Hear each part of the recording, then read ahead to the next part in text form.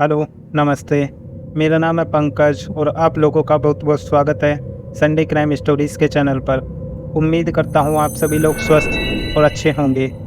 आज की कहानी भारत देश की राजधानी दिल्ली से है, जहाँ एक सनकी कातिल लोगों का कत्ल करता, मर्डर करने के बाद लाश के टुकड़े-टुकड़े करता और टुकड़ों को अखबार में लपेटकर एक टोकरी में रखकर दिल्ली के तिहाड़ जेल के बाहर रख आता। 20 अक्टूबर 2006 का दिन था। सब कुछ अच्छा चल रहा था। सुबह का ठंडा मौसम, हल्की-हल्की धूप निकली हुई। सुबह-सुबह दिल्ली की हरिनगर पुलिस स्टेशन में फ़ोन बजता है। पुलिस वाले ने फ़ोन उठाया और सामने से एक शख्स की आवाज़ आई। वो बोला कि मैंने तिहाड़ जेल के गेट नंबर 3 के बाहर एक टोकरी में एक लाश रखी है, जाकर इसे उठा लो। इस खबर के सुनते ही पुलिस स्टेशन में मानो भूचाल आ गया। पुलिस तुरंत तिहाड़ जेल के गेट नंबर 3 पर पहुंचती है। वहां पर एक लकड़ी की टोकरी रखी हुई थी। पुलिस ने जब पास जाकर उस टोकरी के ऊपर रखे न्यूज़पेपर और प्लास्टिक बैग को हटा के देखा तो उसमें एक सिर कटी लाश थी। उस लाश के शरीर पर सिर्फ अंडरगारमेंट थी। वो लाश किसी लड़के की थी। पुलिस ने जब उस लाश को देखा तो उसके पास एक चिट्ठी भी रखी हुई थी। उस चिट्ठी में पुलिस को गंदी गंदी गालियाँ लिख रखी थी। उसमें लिखा था, मैं अब तक नाजायज़ केस झेलता रहा हूँ, लेकिन इस बार मैंने सच में मर्डर किया है। तुम लोग कभी मुझे नहीं पकड़ पाओगे। मुझे केस खुलने का डर नहीं। अगर मुझे इस मर्डर में पकड़ सको तो पकड़ के दिखाओ। तुम्हारा इंतज़ार करूँगा। तुम्हारा बाप प्लस जीजाजी सीसी। उस चिट्ठी में यह भी लिखा था कि साल 2003 के नवंबर महीने में भी तिहाड़ जेल के बाहर मैंने एक लाश को फेंका था। पुलिस ने जब जांच की तो उस कातिल का दावा सही था। 20 नवंबर 2003 को तिहाड़ जेल के गेट नंबर 1 के बाहर बिल्कुल उसी तरह से लाश मिली थी, जिसके भी सर और हाथ गायब थे। जब उस समय केस की जांच चली तो पुलिस को कुछ पता नहीं लगता और फिर पुलिस भी केस को बंद कर देती है। इस केस में कातिल पुलिस को चैलेंज करता है और अपने एक पुराने कत्ल के बारे में बताता है। मतलब मानो बिल्कुल ऐसा लगता है कि जैसे कोई सस्पेंस थ्रिलर मूवी का सीन हो, लेकिन यह हकीकत थी।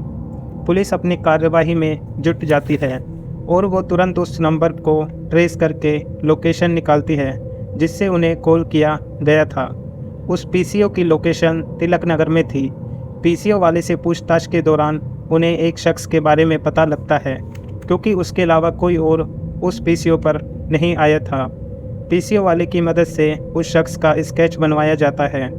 उस चिट्ठी की लिखावट और शब्दों से यह भी पता लगा कि यह चिट्ठी किसी बिहारी शख्स ने लिखी है। पुलिस उस शख्स की तलाश कर ही रही थी कि 25 अप्रैल 2007 को एक और लाश मिलती है, ठीक उसी जगह गेट नंबर 3 के पास। उस लाश का भी सर, हाथ और दोनों पैर गायब थे। जब शुरू में लाश मिलती है तो उस समय की चिट्ठी मीडिया में पहुंच जाती है और कुछ समय के बाद चिट्ठी के कुछ हिस्से अखबारों में भी, जिसकी वजह से दिल्ली के लोगों में डर का माहौल बना, क्योंकि ये सब लाशें देश की सबसे सिक्योर जेल के गेट से बरामद हो रही थी और साथ ही पुलिस को चिट्ठी और फ़ोन के जरिए धमकियां और चुनौतियां दी जा रही थी। 25 अप्रैल 2007 को जब लाश मिलती है तब उस लाश को इतनी कस के बांधा हुआ था कि वो पुलिस से खुल ही नहीं रही थी। तब उस समय भीड़ में मौजूद एक सब्जी वाले शख्स ने आकर चाकू से रस्सियों को काटा था। पुलिस को इस केस में कुछ पता नहीं लगता, क्योंकि उन लाशों की पहचान ही नहीं हो पाती थी और ना ही उन्हें उन लाशों का सर मिल रहा था। उस समय सीसीटीवी भी इतने नहीं थे जिनकी मदद से पुलिस कुछ पता लगा सके। और 18 मई 2007 को एक और लाश मिलती है, जिसके साथ एक चिट्ठी भी थी जिसमें पुलिस वालों को भरपूर गालियां लिखी हुई थी और इस बात का भी ऐलान था कि अभी वो और मर्डर करेगा। मर्डर करे बिना वो रह नहीं पाता। तुम्हारा बाप प्लस जीजाजी सीसी। पुलिस अपनी जांच पड़ताल में लगी हुई थी तो उन्हें साल 1998 का एक केस याद आता है, जब उन्हें एक ऐसी ही लाश मिली थी जिसके हाथ, पैर और सर गायब था। उस समय पुलिस ने एक संदिग्ध शख्स को गिरफ्तार भी किया था, लेकिन सबूत के अभाव के चलते साल 2003 में उसे छोड़ना पड़ा। पीसीओ वाले की मदद से जो स्केच बनवाया गया, पुलिस ने उसे आसपास के सभी पुलिस स्टेशनों में पहुंचा दिया। पुलिस के एक मुखबिर के जरिए उन्हें एक शख्स के बारे में पता लगता है मुखबिर बताता है कि आज़ादपुर मंडी में एक डॉक्टर बैठता है, जिसके पास एक आदमी आता है जिसका चेहरा स्केच से मिलता जुलता है। पुलिस तुरंत हरकत में आती है और उस डॉक्टर के क्लिनिक पर पहुंच जाती है। डॉक्टर से पूछताछ के दौरान पुलिस को उसका नाम पता लगता है। उसका नाम चंद्रकांत झा है। चंद्रकांत झा सब्जी बेचने व सब्जी ढोने का काम किया करता था। उसके पास एक स्कूटर वाला रिक्शा था। डॉक्टर ने बताया कि उसकी 5 बेटियां हैं। एक बार चंद्रकांत झा ने डॉक्टर के साले को भी मारने की कोशिश की थी, लेकिन उस समय डॉक्टर के पहुंचने पर उसका साला बच गया। डॉक्टर के पास से चंद्रकांत झा का मोबाइल नंबर मिलता है, जिसे ट्रेस करके उसकी लोकेशन निकाली जाती है। उसकी लोकेशन अलीपुर इलाके में होती है। पुलिस ने उसकी लोकेशन को लॉक किया और सादे कपड़ों में पुलिस अलीपुर की गलियों में गश्त करने लगी। उन्हें चंद्रकांत झा का घर मिल जाता है। पुलिस उसे गिरफ्तार करके पुलिस स्टेशन ले आती है। चंद्रकांत झा पुलिस से कहता है कि वो उन्हें सच सच बताएगा, लेकिन उसे मारे नहीं। टीवी, अखबार, हर तरफ सिरकटी लाश वाले इस सीरियल किलर की तस्वीरें छपती हैं, जिसका नाम चंद्रकांत झा था। कोई इसे दिल्ली का कसाई बताता तो कोई हैवान। चंद्रकांत बिहार के मेदपुरा जिले के घोशई गांव का रहने वाला था। साल 1990 में चंद्रकांत काम की तलाश में दिल्ली आया था, जहां वो अपने काम के लोगों के साथ आज़ादपुर मंडी में सब्जी बेचने व पल्लेदारी का काम करने लगा। एक बार सब्जी बेचते समय आज़ादपुर मंडी में चंद्रकांत झा की एक पंडित नाम के शख्स से हाथापाई हो जाती है और उस हाथापाई में चंद्रकांत उस पर चाकू से हमला कर देता है, जो उसकी हथेली पे जा लगता है। पंडित ने इस हमले की शिकायत पुलिस में दर्ज करवा दी, जिसमें चंद्रकांत को जेल हो जाती है और इस बात से नाराज होकर चंद्रकांत ने मन ही मन बदला लेने का मन बना लिया था। 1998 में बरामद हुई लाश किसी और की नहीं बल्कि पंडित की ही थी, जिसे उसने जेल से रिहा होते ही मार गिराया। इस मामले में चंद्रकांत को वापस जेल होती है, लेकिन सबूतों की कमी के कारण उसे बरी कर दिया जाता है।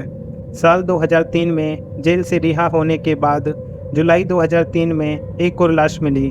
अलीपुर में एक कॉलेज के पास से एक लाश बरामद होती है, जिसका भी सिर गायब था। यह मर्डर भी चंद्रकांत ने किया था। यह लाश बिहार के रहने वाले शेखर की थी, जो चंद्रकांत का दोस्त था।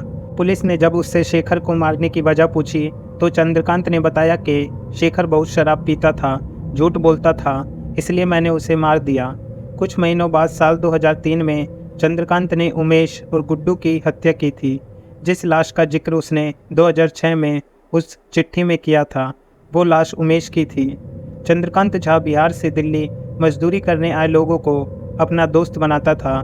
उन्हें अपने दूसरे किराए के घर में ले जाया करता था, जो अहमदपुर दिल्ली में था, और उसके बीवी बच्चे अलीपुर में रहा करते थे। चंद्रकांत झा अपने बनाए नए दोस्तों को अपने हैदरपुर वाले कमरे पर लेकर जाता, जहां उन्हें खाना खिलाता पिलाता, उनको अपने साथ रखता और अगर किसी से हल्की सी भी चूक हो जाती तो उसे मार देता।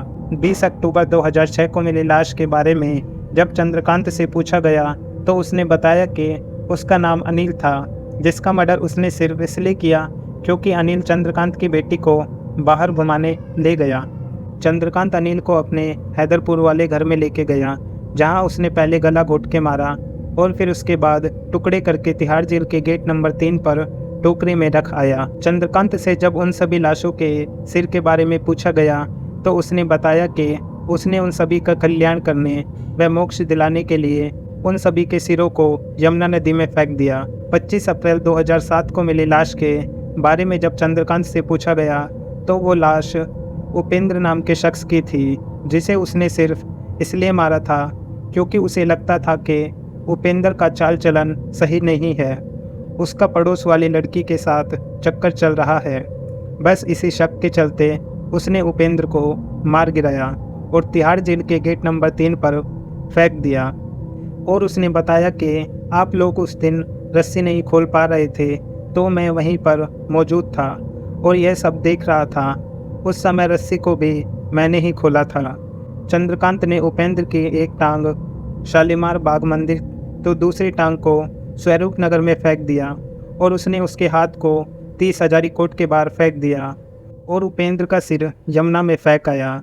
18 मई 2007 को मिली लाश के बारे में जब उससे पूछा गया तो वो लाश दलीप की थी।